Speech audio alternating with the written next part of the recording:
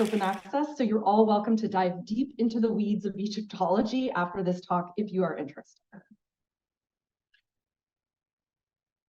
Now, in 2018, my colleague at UC Berkeley, Dr. Rita Lucarelli, contacted me and told me that the Phoebe Hearst Museum on her campus in Berkeley, where she's a curator, had a beautiful stone anthropoid sarcophagus lid of an elite Egyptian man named Sept.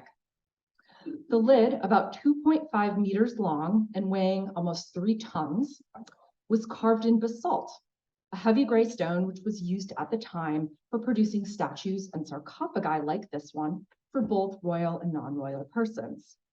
And it was from Sept's tomb at Saqqara.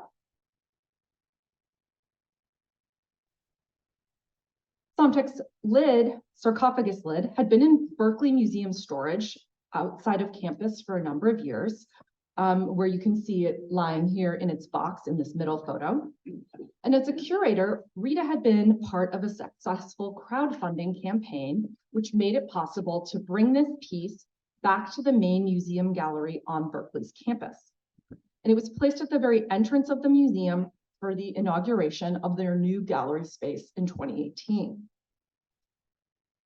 Rita asked me if we could virtually replace the sarcophagus in its original context, using the 3D reconstruction cemetery that I was making at the time for my Constructing the Sacred monograph. And I loved this idea. And together with a collaborative team of technologists, librarians, graduate and undergraduate students from both Berkeley and UCSC, as well as support from UC Citrus and Van Tau Institute, we began working on the design for a virtual reality or VR application that would allow the user to jump between multiple levels of scale at the cemetery, experiencing a visualization of the Saqqara landscape in the 7th century BC, the time of Sept's life and burial, entering a model of the tomb space, interacting with the sarcophagus lid back in its original location, and reading translations of that object's text that Rita, who's a specialist in funerary literature, would translate and explain. And our team has recently added cultural heritage VR specialist Iman El-Goubaili from Virginia Tech and digital humanities expert Matthias Lang from Bonn University, who's been working at Saqqara for a number of years. And so our collective project goal is to use these new forms of 3D digital technology to better present this artifact's historical and spatial context to both museum visitors in Berkeley, but also to students and the interested public around the world. Now, Rita and her graduate students made a high-resolution 3D photogrammetric model of the coffin lid and have worked on digitally annotating the 3D model so that the virtual visitor to the tomb can select individual lines of hieroglyphs and see standardized versions of these alongside their transcription and translation. And you can see from her own website an example of how they mark up this text on the lid. And then this was going to be used for our VR application. Now, Sept's tomb was originally excavated in 1900 by the Egyptian Antiquities Association conservator named Alexander Barsanti. And he published this tomb. This black and white drawing here is from his publication. And that publication was very limited in detail, like many publications from 1900. But utilizing the descriptions and drawn plans and sections of the tomb, we created a simple 3D model of that structure. Now, the tomb has been closed for many years, but according to Barsanti, Sept's shaft was cut 25 meters deep into the necropolis rock. And at the base, a burial chamber was constructed with an interior around 5 meters by 2.5 meters and extending 3.5 meters high. A huge limestone outer sarcophagus measuring 4 meters long with walls approximately 1 meter thick almost completely spanned the interior space of the burial chamber. Now, that lid of the outer sarcophagus was propped up and left open by 6 large limestone blocks, presumably waiting for the body of Sept to be interred, which interestingly, it never was. We don't know what happened to him, but he was never buried in his tomb. It's too bad. So a recess was cut into the base of this outer limestone sarcophagus in the general shape of an anthropoid inner sarcophagus, which then would have allowed the smaller stone basalt piece to nest snugly inside. And so our first 3D reconstruction of the tomb is shown here in the center of the slide. And we tried to reimagine the tomb, but could only do it in a very schematic way because we didn't have access to the tomb itself. But we hoped that it would still provide the virtual visitor an accurate sense of scale and clearly express the tightly packed space and layered nature of the tomb with these nested sarcophagi inside.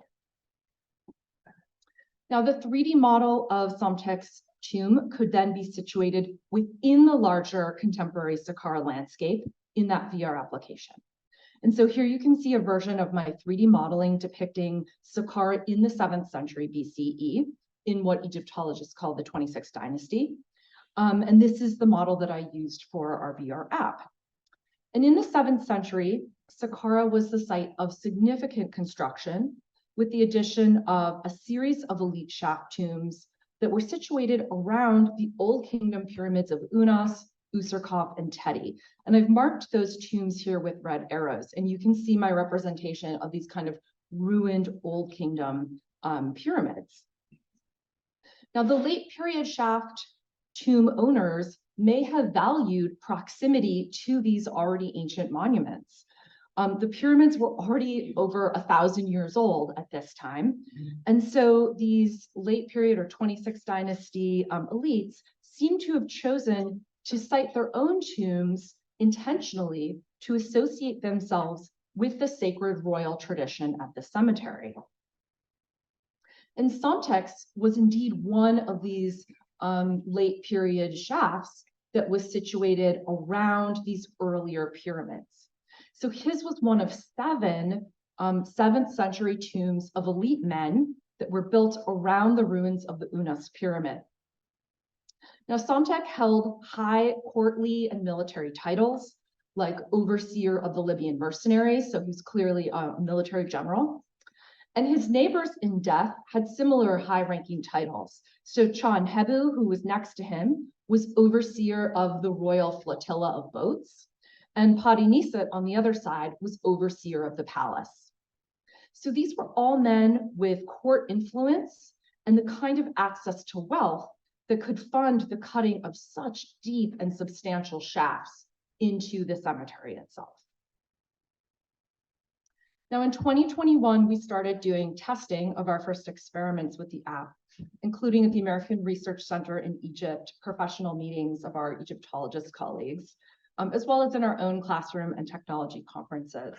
And you can see here how silly all of my distinguished colleagues look using these headsets. But the feeling of being inside the 3D space is really incredible for any of you who have ever tried the VR headset. And it really is the closest thing to being there that you can get without a plane ticket. So I do think it's worth creating these kinds of experiences, not just for screens and projection, but also to really get that embodied experiential kind of feeling of being within the tomb itself. So we created a first or a beta version of our app, which we've tested on the Vive and Oculus headsets.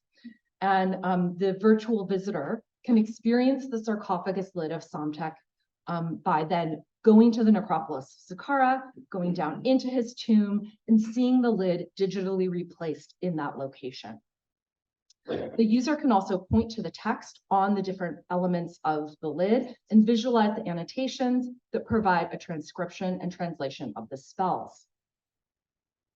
And these kinds of text annotations used in 3D as well as in 4D and VR visualizations add a new dimension to the digitalization of ancient Egyptian objects inscribed with texts of historical, literary, or religious character. They allow access to the artifacts and their inscriptions while contextualizing them in time and space and producing new approaches and methodologies to the study of the materiality of texts in general. So I want to just play you a short clip from this And I'm hoping the sound is going to work on this.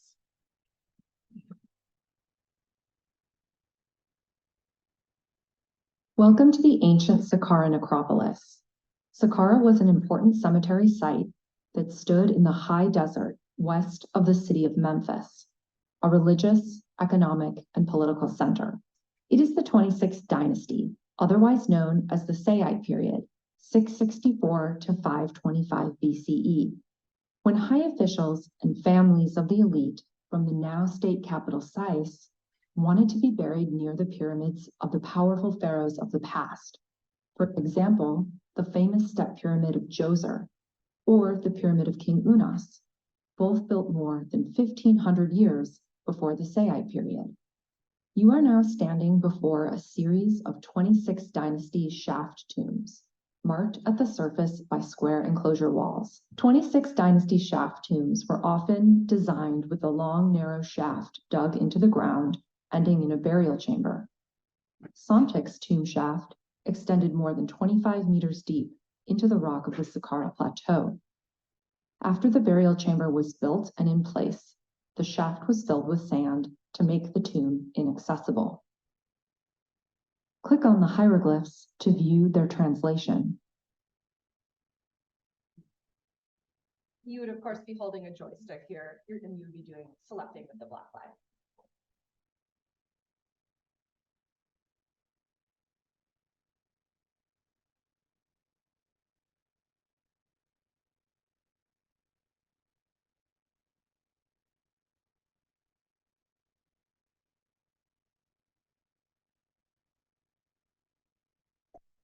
Thank you for visiting the tomb of Somtek at Saqqara. We hope you enjoyed your journey. So that's me narrating. But so it gives you a little bit of a sense of what we're trying to do here in a public history project that's really oriented to the public and to students and introducing them to this kind of space.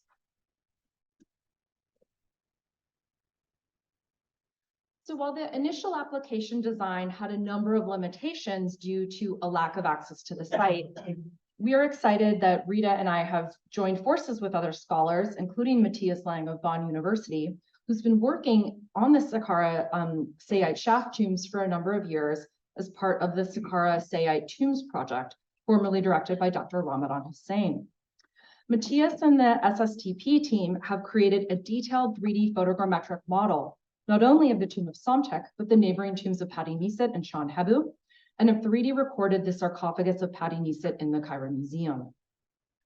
And you can see their 3D capture of the shafts and the actual burial chambers that's now, that they have digital models of. And so we're expanding our application out to include all three of these Sept tombs. And so both Somtek and Patti Niset will have their wall decoration added to the burial chamber and their sarcophagi virtually replaced for the virtual visitor to experience in situ. This will allow these objects to be seen in their original context for the first time since they were removed in the early 20th century. And this is a 3D scan of the interior of the burial chamber of Patti Niset, and it shows the incredible detail of the decoration in these tombs. You can see the blue painted star ceiling and the funerary texts that covered the wall surfaces. So this was really a series, I think of it as like an onion of layers of ritual protection that the body would have been meant to be surrounded by in this space. And you can see Patti Niset's tomb in the lower center also had a well cut out for the placement of his inner stone sarcophagus in an outer stone sarcophagus, just like that of Somtek.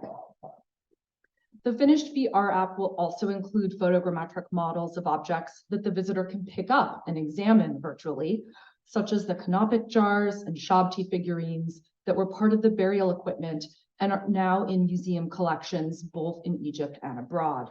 And so part of what we're doing right now is asking permission to scan these objects, both in Cairo and in other museums. So now that I've explained this public history project, I want to change directions a bit and tell you about some of my current research around this project. Rita and I thought it would be really important that our virtual tour not only cover the ancient context of the object, but explain how Somtek's sarcophagus lid came to the United States. In recent years, scholars in Egyptology have been increasingly interested in thinking critically about the early years of our field and how many of the practices of object extraction in Egypt have benefited Western museums and visitors to those museums, but have also had negative impacts on both Egyptian scholars and publics. And the rapid dissemination of objects across the globe also has had negative consequences on research, with objects, especially those that were bought on the art market, losing the kind of documentation necessary for historians and archaeologists to contextualize them in a useful way. But even objects that were excavated and documented from a site are now split up across multiple museums and sometimes thousands of miles. The British Exploration Fund, for example, through individual and institutional donations, sponsored British excavations in Egypt and distributed the finds across all of Britain. Egyptologist Alice Stevenson reports that in 1899, the EEF thought that it could gift a funerary Ushabti statuette to every single subscriber as a thanks for their donation. Between 1883 and 1915, the EEF alone distributed objects to 73 UK-based institutions, including a dizzying grouping of places unrelated to Egyptology, like Kew Gardens, Manchester Grammar School, and the London Pharmaceutical Museum. So the frenzied nature of export and diffusion of artifacts has resulted today in fragmented or orphaned objects and collections that make the study of a site's material culture really difficult for us today. Scholars have to trace one site's objects across multiple national lines and often have a hard time even finding all the original objects from a site. And Somtek's lid was indeed one of those objects. In February of 1903, an employee of the University of California stood in a fireproof, custom-designed iron building in Berkeley and opened a large shipping case filled with one object, a huge stone lid of a sarcophagus. If original documentation about the object was included, it was quickly lost, as the accession card had almost no information about the piece besides its Egyptian origin. Not what site it came from, the name of the dead man it depicted, the name of the excavator, how much it had been purchased for, nor how exactly it had arrived in Berkeley, all of which should have been available to the museum at that time, since this object was not bought on the art market, but bought directly from the Antiquities Service, who themselves excavated it and published the tomb from Somtek. So all of that information was there, but it was lost. It was only in the 1960s that Egyptologist Klaus Baer, who was then curator at the museum, recognized the funerary texts inscribed on the exterior of Somtek's lid from the 1900 publication report by Barsanti, and he matched the object's provenance to Somtek's tomb at Saqqara. So for 60 years, this object sat in Berkeley with no useful context or connection to its history at Saqqara. So I thought Rita and I needed to know more about this object's journey. The only detail we had was from the original documentation, and this is it. It was listed that the shipper was William Randolph Hearst. How had he purchased this piece and why? As far as I've been able to find out, William Randolph Hearst only donated 4 groups of Egyptian items to the university total, including this object. So he was therefore not a major donor. So suddenly I found myself immersed not only in the history of archaeology, but the history of California. Now, Phoebe Hearst, the millionaire widow mining magnate, the widow of millionaire mining magnate William Hearst, was one of the primary patrons in the 1890s of the University of California. And she determined to found a department and museum of anthropology on the campus. Phoebe Hearst was named a regent of the university in 1897 and funded the competition for building a new university campus. By 1899 and 1900, she had already begun amassing her anthropological collections, gathering pieces spanning various global cultures, including classical antiquity, ancient Andean art, indigenous California, and of course, Egypt. She did this mostly through agents, the sponsoring of excavations, or direct purchasing. Now, while American travelers, tourists, and collectors were not uncommon sights on the Nile in the 19th century, US institutions did not formally sponsor any excavations at that time, and Phoebe would be one of the first.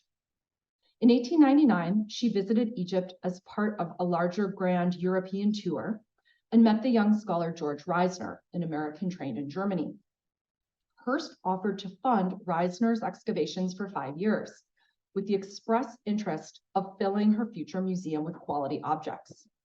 Over the next 5 years, Reisner worked at various sites in Egypt, including the Giza pyramids, and over the course of his digs, contributed 17,000 objects to the University of California's collections. The antiquities laws in Egypt in 1900 controlled the export of objects. And that was one of a series of laws since the first in 1835 that tried to regulate the loss of objects from Egypt, especially on the antiquities market. Following the then recent 1891 decree of the Egyptian government, legal excavations could take a portion of their finds home in recompense for the expense of their efforts, but the fines would be split into portions of equal worth.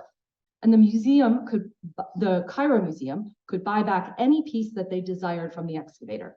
And this practice was known as partage, and the goal of the Antiquities Service was to keep any unique pieces within Egypt. But Reisner never worked at Saqqara, which was reserved for the Antiquities Service because of its importance as a site.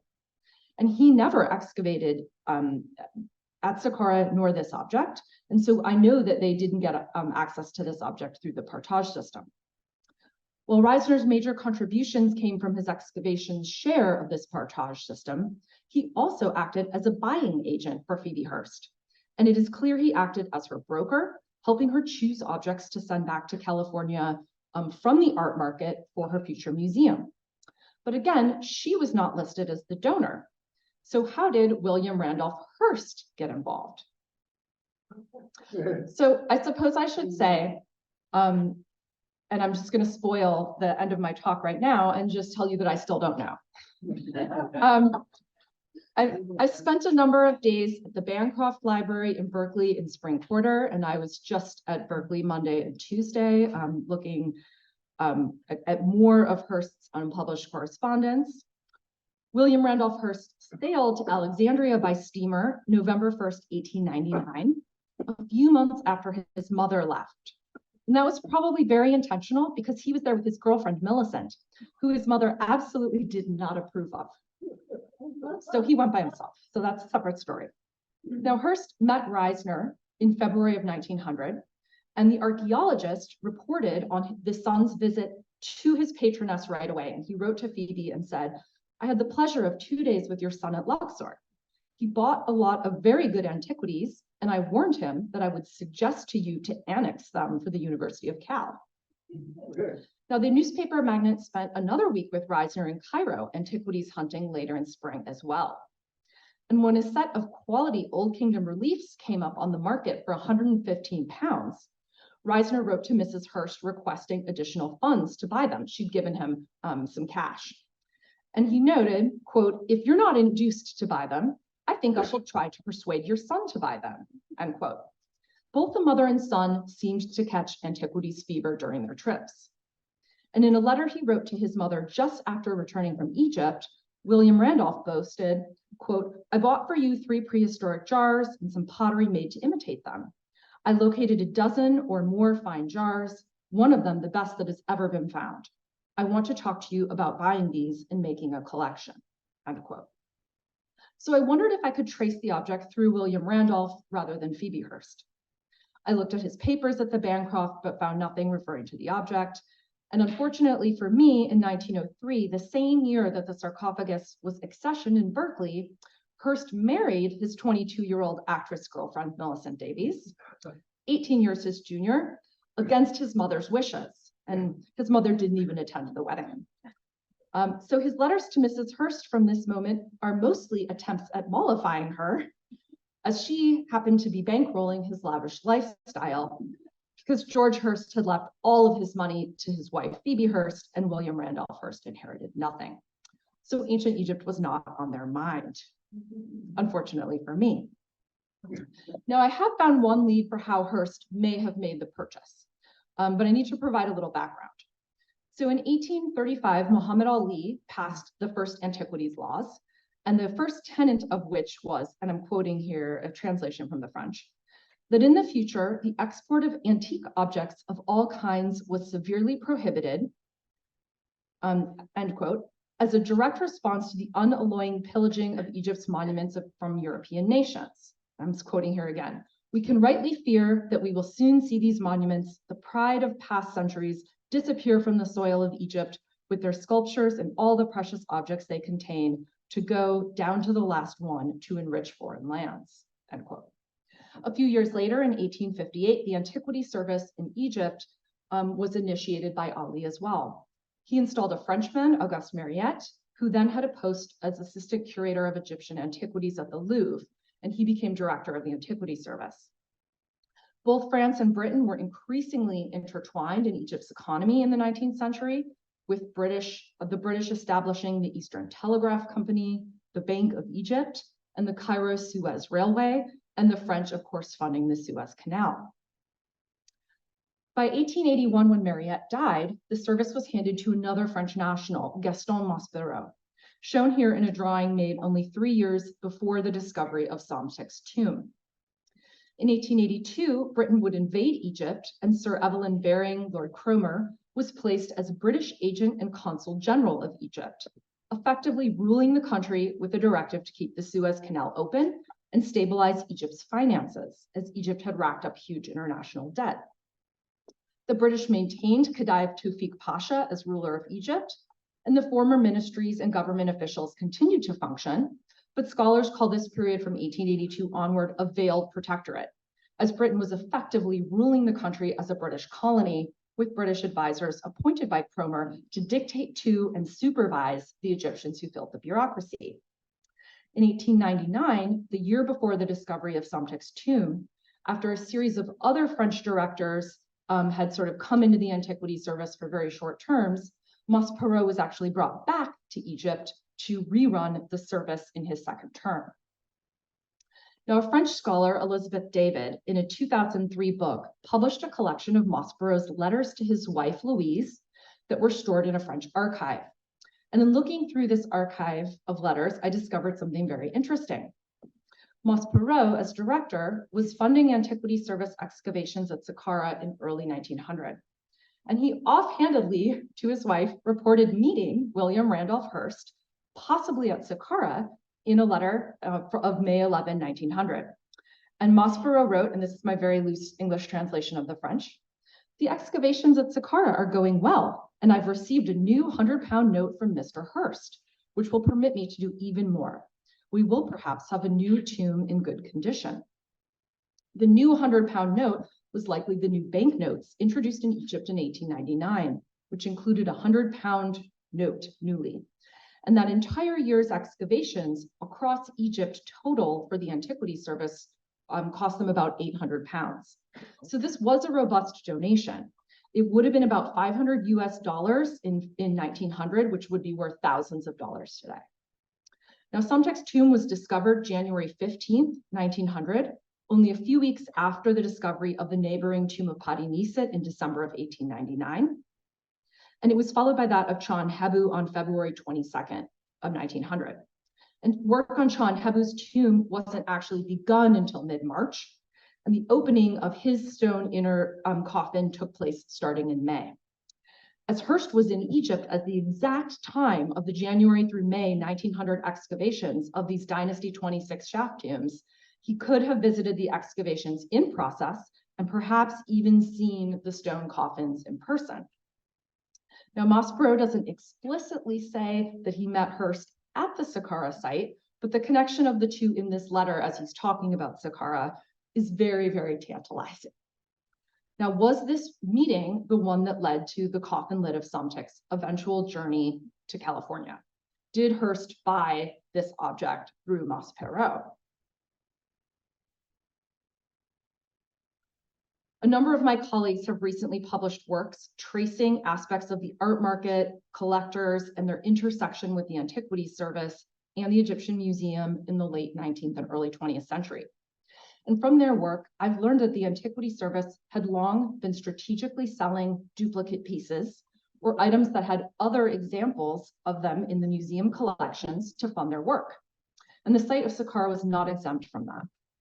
In another letter dated May 8, 1900, Maspero tells his wife Louise that the sales of objects from the recent Saqqara discoveries will potentially cover the expenses for the excavation of the site fully. He says, and he's talking about the tomb of Chon-Hebu here, on the other hand, we finally entered the third large shaft tomb at Saqqara and found it intact. The small finds are very interesting. 401 beautiful blue statuettes, ushabtis, for which we will get 200 pounds. In summary, the Saqqara campaign has been very successful and it will have given us many duplicate items to sell, so it will end up costing us nothing. Maspero suggested a sale price of 200 pounds for the 400 fine-ounce ushabti figurines, which may have only been part of the objects he planned to sell. And indeed, these ushabtis were sold around the world, and the objects I've been able to trace were bought by archaeologists, major antiquities dealers, and collectors in Luxor, including an American missionary stationed in Luxor, as well as a dealer based in Alexandria. And they were quickly exported to Britain, France, Italy, and Sweden. Examples also ended up in the US, including 6 in the Metropolitan Museum in New York and 1 in California, but this time to Jane Stanford, the patroness of Stanford University, an acquaintance of Phoebe Hearst. She too was building up a university and museum, and we can see her as a sort of direct rival to Phoebe Hearst. The curator of the Turin Museum in Italy, which has one example of these ushabtis, told me that theirs was purchased by Italian archaeologist Ernesto Schiaparelli in 1901, and it was listed as purchased in their museum archives for 60 Egyptian pounds. It would have been 15.60 Italian lire at the time. Maspero may have even been underestimating the purchase price for these really high quality objects then. They're extremely excellent examples. They're some of the best ones I've ever seen. So I decided to look more into William Randolph Hearst's collecting habits. According to art historian Mary Levkoff, he seems to only have begun buying ancient art, including classical art, around the turn of the century. But just a few years later, starting in the 1910s, Hearst bought hundreds of Egyptian objects for his own collections, displaying the pieces in his 30-room residence, the Clarendon in New York, and the penthouse floors were remodeled for him in 1908. He later bought the entire building, turned the whole 11th floor into an Egyptian room, and purchased objects for this Egyptian room through New York and London dealers, as well as from auctions of private collections. And many of those objects are documented in the Hearst Archive at Long Island University. Hearst was forced to sell most of his Egyptian collections, and many of them at a loss, in 1940 through the Gimbel Brothers store because he was facing financial ruin. Scholar Catherine Larkin, who was in charge of the Hearst Archive at LIU, estimates his art collection was valued between $15 million and $50 million at the time. I was unable to find a picture of the Egyptian room in his New York Clarendon apartment, unfortunately, although other images that I found, like this one, which was his reception room from that apartment, show how these rooms were packed with art. And these later purchases obviously don't relate to the Somtic lid, which was already in Berkeley in 1903, but there is a small tie. Egyptologist Peter Emanuelian at Harvard published a book on George Reisner, the archaeologist, in 2023. And he reported that in 1910, just as Hearst was beginning his buying spree for the Clarendon, and probably 8 years after their last in-person meeting, when Reisner came to San Francisco in 1902 to give a series of lectures, Hearst wrote directly to Reisner, querying if there might be a way for the archaeologist to assist him in buying Egyptian antiquities.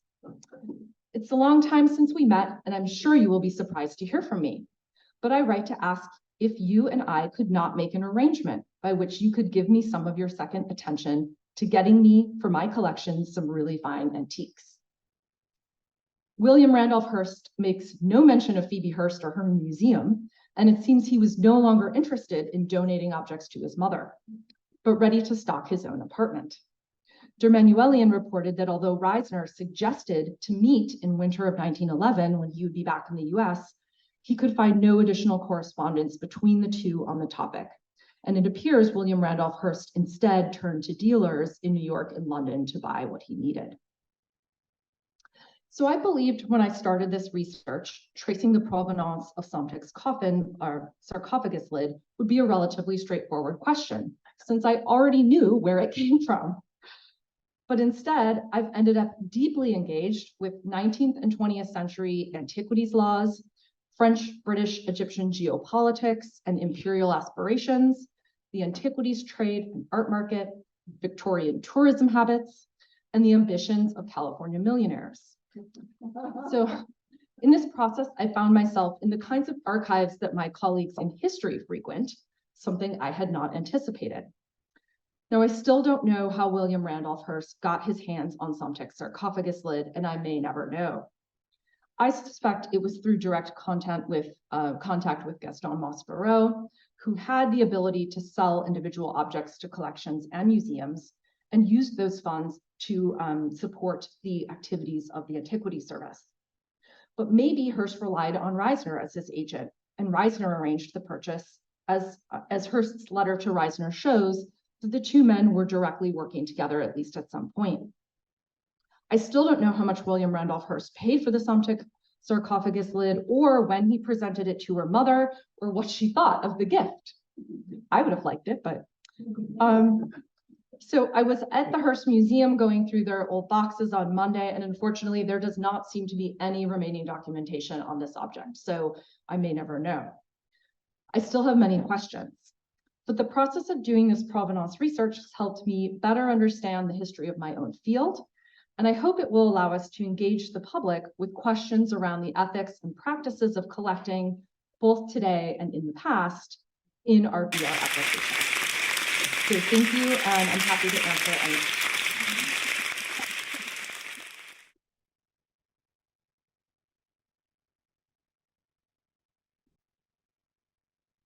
So, Elaine, so is Berkeley's ownership of this politically clean?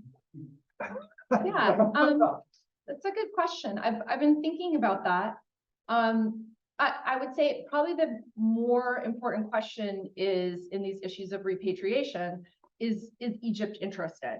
And Egypt has a sort of top 10 hit list of things that they would like returned, that are unique pieces that they are really interested in, and this object is not one of them. So I don't really think of this as like a political hot button, especially because it came out when it did under the very open antiquities laws at the time, where as long as you purchased things legally through the Antiquity Service or had the right to do so, at the time it was legal. So this object to me seems, if you think of repatriation as a legal argument, this object to me seems less problematic. I would say Egypt's really interested in objects like the Rosetta Stone, the Nefertiti bust, things that came out. For example, the Rosetta Stone, there was no permission given, right? That's a sort of object of war, and they never had permission to take that out of Egypt. And so that's an object that they're very interested in bringing back because they think that that is rightfully theirs, and there's sort of no legal precedent for how that got out of the country. Also, the Nefertiti bust is another one that they consider to be a unique object that they would like to have back. So I don't think this is going to be really a sort of political hot potato kind of issue, but I do think we should talk about how these objects got out and the ethics of the time and maybe how our ethical stance has changed. I personally, think that cultural heritage objects in Egypt should stay in Egypt, and they have now for many, many years. You cannot export antiquities objects anymore in Egypt, and you haven't been able to for decades. And I understand why the Egyptians want to keep those objects in their own country, just like Italy and Greece and other places do as well. So I can see why, I understand the desire to keep Egyptian cultural heritage in Egypt. And as an archaeologist, I agree with that. And I think we should be keeping all of the things that are excavated there in Egypt. Yeah. Well, I'm quite interested in this issue because I see it from both sides, especially as a new world country. We have nothing except, you know, our own art, which is very limited in terms of history. So, well, you did say quite clearly that even the minutest of important objects should stay in the country. On the other hand, how about spreading the culture to other cultures that are interested in it? Myself, I go back and forth on this issue. I don't know if you provide any further clarity than what you've already talked about. Yeah, I mean, there's obviously a huge divergence in opinion by people in every sort of zone. And I certainly can acknowledge that, you know, I have benefited myself from all of the incredible art that I've been able to see in New York, in California, in the US, right? And not everyone can travel to Egypt or afford to go there. And so, especially for students, it's really incredible for them to have access to real material culture. And so, yeah, I mean, in a perfect world, I would say it would be great if you know, all across the world, we could do more exchanging of objects and short-term lending and things like that, so that we didn't have to, it wasn't always about ownership. And that would be, I would, you know, an ideal world. Obviously, many of the objects are in the places they are now, and people all over the world benefit from them. And certainly, you know, I do think Egypt does get some benefit from the fact that people fall in love with their material culture, and that's why people end up traveling to Egypt and go there and want to see it in person. So there's also that aspect as well. So there's a lot of different ways of looking at the question. I guess just me being an archaeologist where I work with materials, you know, I do see, I will go into a tomb and I will see a tomb that has been looted and someone has gone in and literally hacked out a piece of relief to sell on the art market. And so for me, I feel like that is such a travesty against cultural heritage that any market that creates an opportunity for that to happen, I want to have shut down. So for me, I see that as just as kind of coming out of this obsession with bringing things home to other places. And keeping the context. Yeah, well, right. I mean, these things, when they go out on the art market, they go to someone's, you know, posh house, and they're not interested in documenting their context or using it for education, right? So I consider that to be sort of the worst case scenario. Yeah. You mentioned that one of the problems with having so many artifacts scattered around the world is the problems it poses for researchers. Yeah. But do you foresee a time when virtual reality will become so detailed that for all intents and purposes, you won't need to see the actual object, just work with virtual reality? I mean, you know, the thing for me now is even currently, most of the collections in museums across the world are not fully digitized in 2D, right? So yes, the New York, the Metropolitan, the British Museum, the Louvre, these like really well-funded national museums have these lots of, you know, beautiful collections with great photos and stuff online. But like I mentioned, even just in the UK, like 73 different institutions got materials from that early time period. And not all of those even have basic information up online, let alone high resolution photos of every different side and context information. So if you imagine trying to reconstruct, you know, even just one tomb, Somtek's tomb would have had hundreds of objects in it. And if all of those things go to different places in the world, trying to, as a researcher, reconstruct an archive like that is actually very, very difficult when the objects have gone everywhere, right? You know, a lot of, certainly there was other archaeologists who would bring an entire sort of tomb group or something. Half of it would be in Cairo, and then like half of it is in Turin, for example. So there's 2 places where you can go to reconstruct that archive. That's at least slightly better situation. But in many cases, you know, people were looting things. There's pieces of tomb from Saqqara that are in like 6 different museums across Europe. So you have to go to the Netherlands, you have to go to Italy, you have to go to the UK just to see the wall reliefs from that one tomb. So it's a really complicated thing to try to imagine a world where everything is so well 3D documented, when right now, even the internet hasn't made everything 2D documented. So I think that's a really ideal future that would take a great deal of arts and humanities funding that I would can't possibly imagine happening. You mentioned that the shaft of the sarcophagus was, and several others were very close to a pyramid that predated it by a millennium. But I think you also said that the lifespan of Saqqara was almost, what, 2,700 years, something like that. Is anything known about the evolution of religious practices and beliefs during that time? Were they fairly consistent, or was there an evolution in religion? Yeah, no, there were definitely evolutions in religion. The Egyptians, though, did have a certain cultural idea that old things were sacred and were good. And so, especially in the late period, they actually tunneled into the underground chambers of Djoser's pyramid, and then they copied a bunch of things that they saw there. And they thought, oh my gosh, these are so old, these are super sacred. And so they would then take pieces of that funerary literature and reuse it and add their own stuff to it. Not unlike our Renaissance. Absolutely. Yeah. And they even called the one period there, they called it the Wehem Mesut, which is like basically means the rebirth. So it's an absolute parallel to the Renaissance.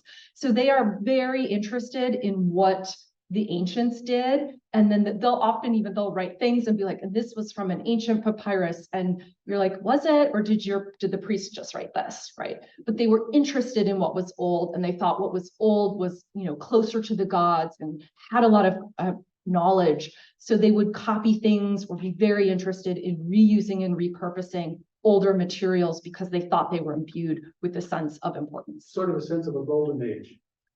Yeah, I mean, they really looked back, especially to the Old Kingdom kings. I mean, the pyramids are pretty impressive, right? So they looked back at that and they thought, they even deified a few of the Old Kingdom kings. So they would go and they would make sort of what we would call a sort of pilgrimage, and you would make offerings to the Old Kingdom kings themselves in Saqqara. So these people that were so old and that were royal, they actually, some of them sort of incorporated into their religious belief system too. Thank you. Yeah. So there's a question here and then one in the back. I'm curious whether you learned anything about the labor involved in digging that deep with some fairly simple tools into the earth.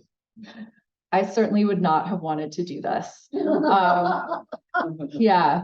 I mean, imagine 25 meters deep, right? I'm about 1.5 meters tall, right? So that's really deep. And the shafts are, multiple meters wide. So when we think about constructing the pyramids, those are huge architectural projects.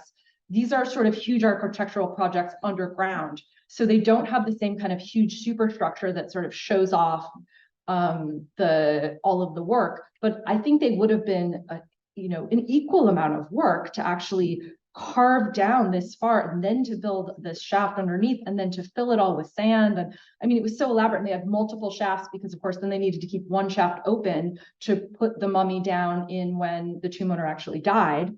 So this was a very complicated, engineering task to do this kind of work. But the Egyptians had centuries and centuries of experience working with stone, and they were really, they were amazing at it, right? Some of their stone pyramids are still standing, and that's because they were really incredible engineers at the time. So, yeah. So in the back. I was just curious, do we know anything about this individual, his role in history, his role in society at the time? Yeah, so we know a little bit. We have some of his titles. He was also called sort of the greatest of doctors, or in medicine, which in Egypt, being a doctor was also sort of being a religious practitioner. So we don't know exactly what that means in terms of his role in court, but he was obviously part of the military. There's another stela that gives us the name of his two parents. He made an offering to the god Apis at Saqqara. But we don't know, where he died. Was he off on a military expedition? Is that why his body wasn't brought back to Saqqara to be buried? Possibly. Or did he fall out of favor with the king? And is that why he didn't get to be buried in his tomb? I mean, the strange thing about Egyptian history is that for these individuals, we will have just this incredible material in their tombs, but it's very religiously focused, right? And they repeat the same kind of funerary texts and funerary book materials. It's not always what we would want to be biography, telling us about someone's life. So we know something about their belief system and a few things from their titles, but we actually don't know a sort of biographical narrative unless they write one. And that and certain Egyptians do that, but others don't, and Samtik doesn't. So is there one more? Maybe Yes, I was intrigued by your virtual reality, and I noticed that it was basically colorless, and yet you showed us an example of the two where it was Yeah. you said blue, etc. Could you add at least Yeah. some rendition of color to add sort of visual, more appeal, candy? Yeah. level? Absolutely. That in your field. We just didn't have those 3D scans when we made the first version. Now our colleague Matthias Lang has the 3D scans and has joined our project. So now we want to actually use the full resolution 3D scans of both of the burial chambers, so that when you go in there, absolutely you will be surrounded by the funerary texts in all 3 sides. And color. Yeah. I like color. I mean, so do I. It'll be really, really great. And that it will just add so much to the meaning, because really the space, like I said, is covered in this material, because the space itself is part of the layer of protection for the body. Okay, shall we, Jim? Maybe not. Pyramids, you think of Mesoamerican pyramids can be truncated on at least one side. They have these steps. The one that you showed us was full steps and was truncated. Can you talk about the difference and what the significance is? Yeah. So the step pyramid is the first pyramid, and we think it was developed out of the mastaba form, which is a low bench-like rectangular shape. And that is the form that Egyptian tombs had taken before that pyramid form. It seems, at least the architect who studied the step pyramid, it looks like the Neturi Het, the king, had a mastaba built and then decided, let's make this more fabulous. And so they added a series of layers on top of that mastaba. Now, was this supposed to be, a stairway to the gods? There's nothing written that says that. There are not stairs on the pyramids. They would have had a very nice, fine, smooth white limestone casing. These are not stairs you could walk up. So unlike the Mesoamerican pyramids that actually usually had stairs for humans to walk up in some kind of platform for a religious practice, the Egyptian pyramids do not have that. That's not part of their of their form. And very quickly after the step pyramid is made, the Egyptians go to the completely straight-sided pyramid, which again is cased, and you would not have been able to climb up at all. So these are really monumental markers, and they would have had temples located outside of the pyramid form that would have been open. So religious practice would have taken place on the ground next to the pyramid itself. And we have many of those examples of the temples. So these were spaces where the burial would have been underground or sometimes within the core of the pyramid itself. It was not meant to be climbed, and religious practice would have taken place in open temple spaces that were not shut off, and the pyramid would have been shut off. So it's while it looks very similar to the Mesoamerican pyramids in form, in actual practice and ritual practice around the pyramid shape, the Egyptians were doing things very, very differently. And so again, I think that's another way that we can say this is not, that someone brought the Egyptian pyramid idea to Mesoamerica. No, it's a very practical form, right? Most of the weight is at the bottom where it's wide, and less of the weight is at the top where it's narrow. And so in terms of an engineering idea, it sort of makes more sense to have it be wide at the bottom and pointing at the top. The Egyptians also, we think, they had this idea of a primeval mound. So in many cases, we see people that are pyramid builders are mimicking mountainous areas or some kind of elements of nature. But the Egyptians, it seems to have been this idea of the primeval mound. And when the Nile flooded, in one of the Egyptian myths, they had this idea that the first sort of piece of sand, hill, or dirt that you could see as the Nile started to sort of move away was the creation of the world.